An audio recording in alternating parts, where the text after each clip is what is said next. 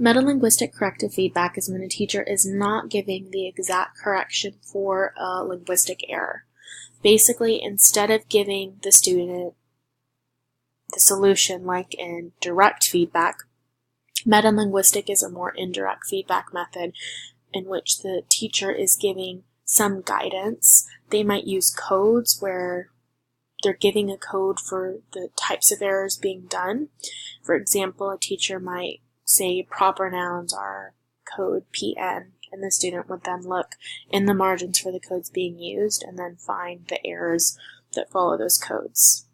Now, there is some discussion on whether codes should be general, as in V for verbs, or more specific and elaborate, like PV for past tense verbs.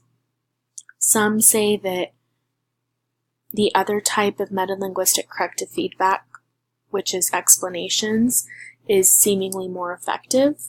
But again, that's kind of inconclusive based on the studies because there's not enough evidence to support this. Basically, metalinguistic corrective feedback is shown to improve students' writing and the amount of errors they make is lessened, but that it's about on the same level of other forms of corrective feedback.